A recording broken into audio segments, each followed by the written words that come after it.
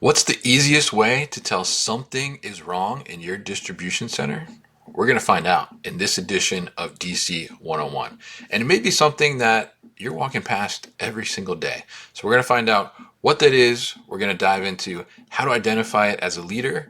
And then as a leader, how do you train your team to identify this issue in your distribution center? This is DC 101.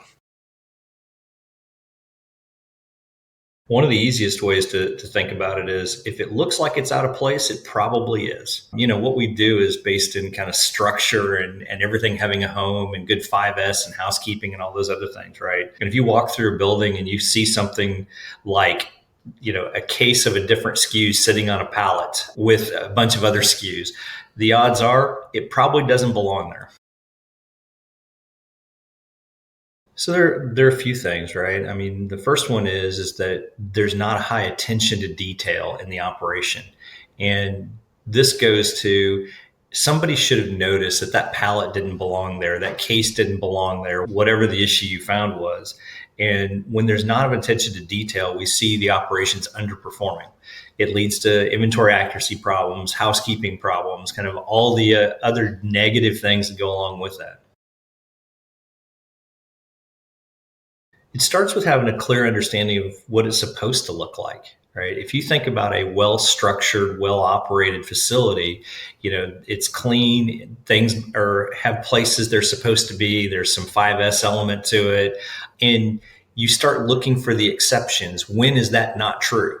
And that's how you start to identify that those things are out of place, is I have to know what good looked like to begin with. It starts with some training ultimately. It's easy as a leader to walk out and start giving direction, go do this, right?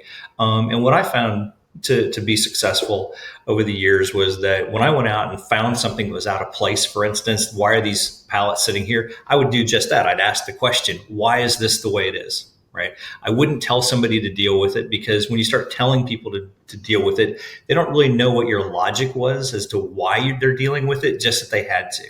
And if we start that with a question of why is this here? Now people start to question, okay, why is it here? Not just that I have to move it. And that will allow them to start correcting the behavior. So when they see something out of place, they'll start reacting to it. More importantly, they'll stop putting it there to begin with. For more information on how to get your operations to suck less, check out the Breckham Group.